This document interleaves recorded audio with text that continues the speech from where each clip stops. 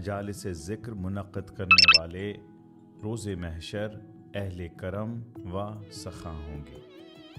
حضرت ابو سعید رضی اللہ عنہ سے روایت ہے کہ رسول اللہ صلی اللہ علیہ وآلہ وسلم نے فرمایا، اللہ عز و جل فرماتا ہے قیامت کے دن اکٹھا ہونے والوں کو پتہ چلے گا کہ بزرگی اور سخاوت والے کون ہیں۔ عرض کیا گیا، یا رسول اللہ صلی اللہ علیہ وآلہ وسلم، بزرگی والے کون لوگ ہیں؟ آپ صلی اللہ علیہ وآلہ وسلم نے فرمایا، مساجد میں مجالس ذکر منعقد کرنے والے۔ حضرت ابو سعید خدری رضی اللہ عنہ سے روایت ہے کہ رسول اللہ صلی اللہ علیہ وآلہ وسلم نے فرمایا، دنیا میں کچھ لوگ بچھے ہوئے پلنگوں پر اللہ تعالیٰ کا ذکر کریں گے، وہ انہیں بزرگی والے درجات میں داخل کر دے گا۔ حضرت عقبہ بن عامر جہنی رضی اللہ عنہ حضور نبی اکرم صلی اللہ علیہ وسلم سے روایت کرتے ہیں کہ روز محشر تمام لوگوں کو ایک بلند مقام پر جمع کیا جائے گا، جہاں ہر آنکھ انہیں دیکھ سکے گی اور ہر پکارنے والا انہیں سنا سکے گا۔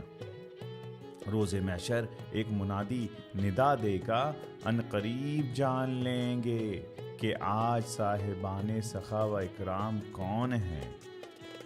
یہ جملہ 3 بار دہرایا جائے گا، پھر کہے گا، کہاں ہیں وہ جن کے پہلو ان کے بستر سے جدا رہتے تھے، اور کہاں ہیں وہ جنہیں تجارت اور خرید و فروخت اللہ کے ذکر سے غافل نہیں کرتی تھی۔ وہ ندا دے گا، اہل محشر ان قریب جان لیں گے کہ آج صاحبان سخا و اکرام کون ہیں۔ پھر کہے گا، کہاں ہیں اپنے رب کی بہت زیادہ حمد کرنے والے۔ حضرت اسماء بنت یزید رضی اللہ عنہا سے روایت ہے کہ قیامت کے دن اللہ تعالیٰ ایک منادی کو کھڑا کرے گا جو ندا دے گا، اہل محشر ان قریب جان لیں گے کہ صاحبان سخا و کرم کون ہیں۔ کہاں ہے وہ جنہیں کاروبار اور خرید و فروخت اللہ کے ذکر سے غافل نہیں کرتی تھی، پس وہ کھڑے ہوں گے اور جنت میں داخل ہو جائیں گے۔ منادی لوٹ آئے گا اور کہے گا، اہل محشر ان قریب جان لیں گے کہ آج صاحبان سخا و کرم کون ہیں۔ کہاں ہیں وہ جن کے پہلو اللہ کے ذکر کے باعث ان کے بستر سے جدا رہتے تھے، وہ جنت میں داخل ہو جائیں گے۔ منادی واپس آ کر ندا دے گا، اہل محشر ان قریب جان لیں گے کہ صاحبان سخا و کرم کون ہیں۔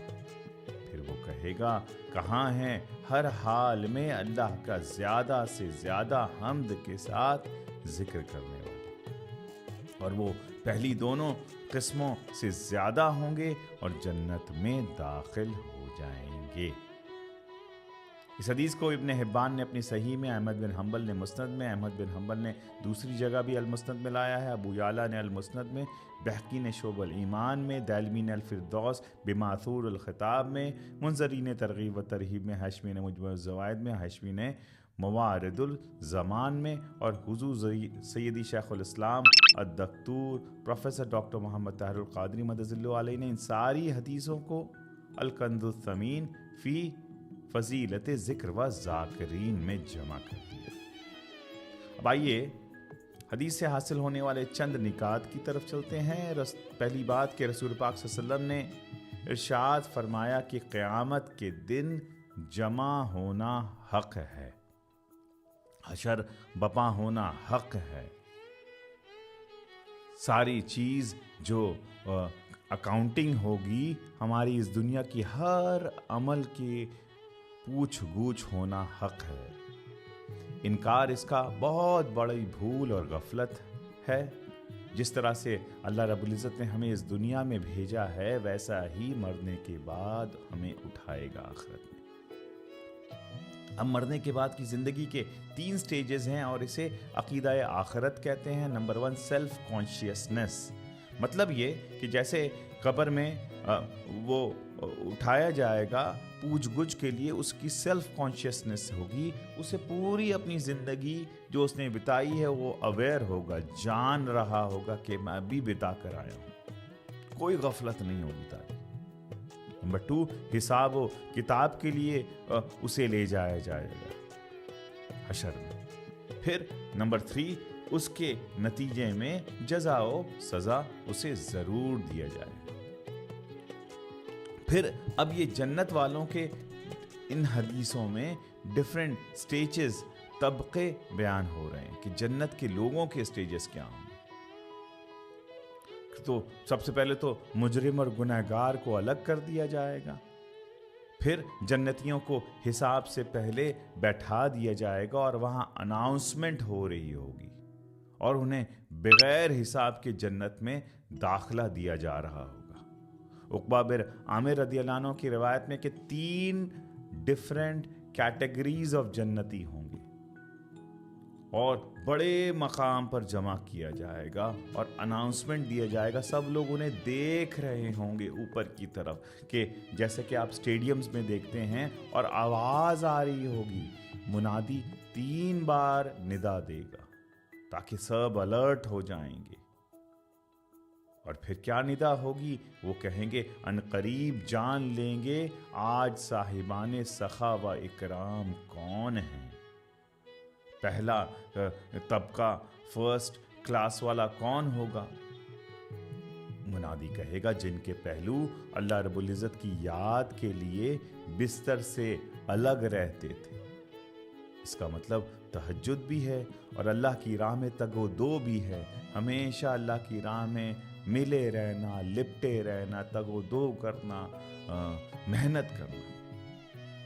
پھر منادی وہی ریپیٹ کرے گا 3 بار، اور پھر سیکنڈ اناؤنسمنٹ ہوگا کہاں ہے وہ جن کے تجارت اور خرید و فروخت اللہ کے ذکر سے انہیں غافل نہیں کرتے تھے۔ ہماری پرسنالٹی اس دنیا میں تو یہ ہو گئی کہ مسجد میں تو ہم ہیں مسلمان، خانقاہ میں تو ہم ہیں مسلمان، مگر جیسے ہی بزنس میں چلے گئے تو ایک الگ مخلوق، وہاں جھوٹ بھی ہے، دغا بھی ہے، زبان بیانی بھی ہے اور وعدہ خلافی بھی ہے۔ تو اگر جس نے اس پہ بھی اللہ کو یاد رکھا، دل با یار دست بقار، دست جو ہے ہاتھ کام پہ رکھا اور اللہ کو یاد رکھا اس کام میں بھی کہ ہاں اللہ نے سچ بولنے کو کہا ہے، خرید و فروخت کے پیمانے اللہ اور اس کے رسول کے انسٹرکشن پہ ڈالنے کو کہا ہے، تو پھر وہ کامیاب والوں میں ہو جائے گا۔ پھر تیسری، کہاں ہیں وہ لوگ جو بہت زیادہ اللہ کے حمد کرنے والے ہوں گے۔ حمد و محفل ذکر کیا بیان ہو رہا ہے، جو حلقہ ذکر منعقد کرتے ہیں، پھر یہ تو حلقہ ذکر بھی ہے اور پھر اللہ کی یاد میں رہنے والے، ہمہ تنگوش رہنے والے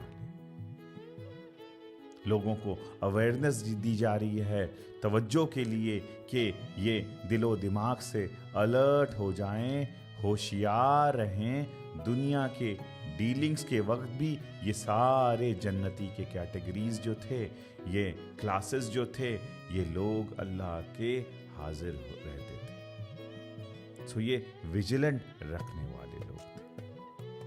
اللہ تعالیٰ کی بارگاہ میں دعا ہے کہ اللہ ہمیں صاحبان سخا اور اکرام میں شامل فرمائے، اور اگر ہم شامل نہیں ہیں تو ان کی مجلس اور صحبت میں لگا دے۔ آمین بجاہ سید المرسلین۔